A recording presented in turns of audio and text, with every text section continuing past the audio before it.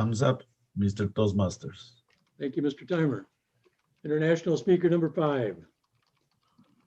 Joy Gaylord, we ready to check your technology, audio, video, and pinning the timer.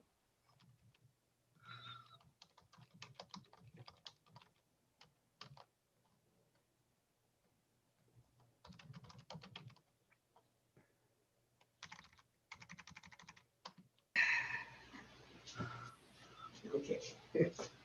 Can you hear me now? Yes, Okay. You can see me okay? yes. And I do have the timer pinned. So I'm ready. Are you ready for your introduction? Yes.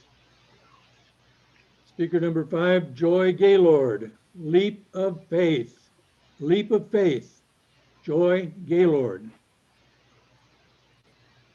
I have a love-hate, well, to be accurate, it's a love-fear relationship with heights. As long as I have something around me, like an airplane, or something to hold on to, like a nice sturdy railing, I love being up high. Otherwise, heights terrify me. I used to say that if I were wearing a parachute in an airplane that was on fire, someone would have to push me out and then pry my hands away from the sides of the doorway. So why on earth did I suddenly decide to take a faith and celebrate my 70th birthday by jumping out of a perfectly good airplane?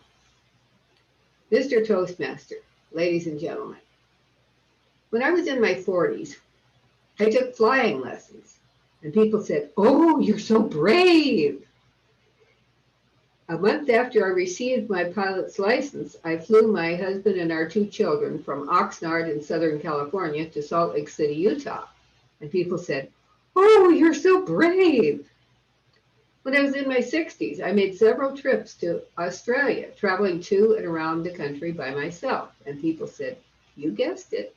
Oh, you're so brave." I disagreed. To me, being brave is doing something you're afraid of. I wasn't afraid to do any of those things, so I didn't consider them brave. I finally decided that if people were going to keep calling me brave, I needed to do something I thought was brave. My son Dan had recently gone skydiving, and given my fear of heights, that seemed like a logical something. My approaching birthday fell on a Saturday that year, so I decided that was the appropriate day for it. I don't believe in astrology, but for entertainment, I read my horoscope in the newspaper every day. Often I have a good laugh over how far off the mark it is, but I didn't laugh the day before my birthday. It said, "You are contemplating a great leap of faith."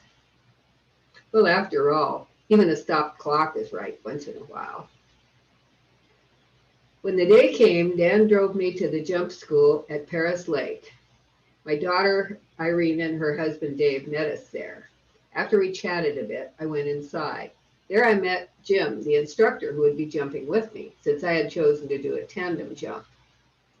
First, I had to watch a 15-minute video in which a lawyer described in great detail and length everything that could possibly go wrong. Many of his sentences ended with "resulting in death or injury."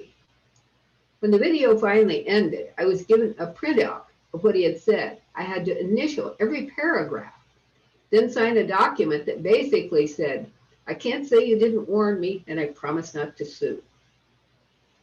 Then I went back to Jim for my instructions.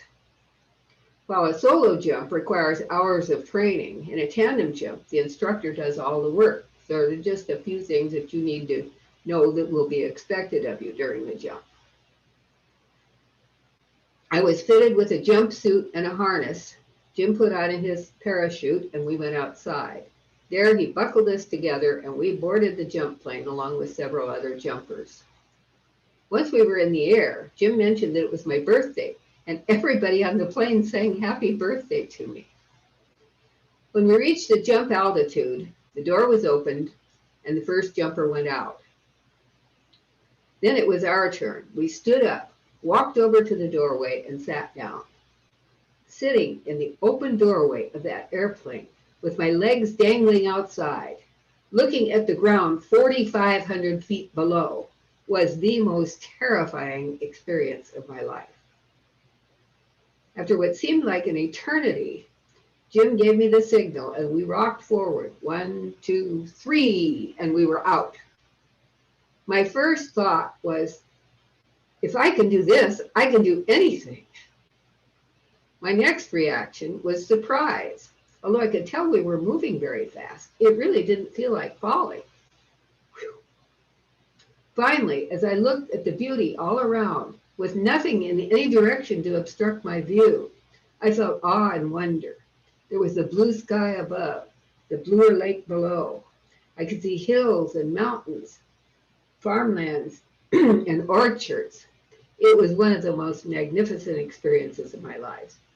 I had some time to enjoy it too. During the briefing, Jim had told me that we would be in free fall for, get this, 5 to 7 minutes. I said, immediately I thought of Toastmasters. I said, I could give a speech on the way down. As we floated down the last 1,000 feet, Jim manipulated the ropes to line us up with a designated landing site. When we neared the ground, as I'd been instructed, I raised my legs and we glided down into a sitting position. Jim unbuckled us, we stood up, and I thanked him for a wonderful experience. Then, while he gathered up the parachute, a waiting vehicle took me back to the starting point where my kids were waiting. As they came toward me, Irene said, "You didn't go splat." I said, well, after the lawyer told me I couldn't sue, I didn't see any point in it. It's been over 15 years since I made that jump, but I'm still feeling the effects of it. Eleanor Roosevelt was right when she said, you gain strength, courage, and confidence with every experience in which you must stop and look fear in the face. I will always be glad I decided to take that leap of faith. Mr. Toastmaster.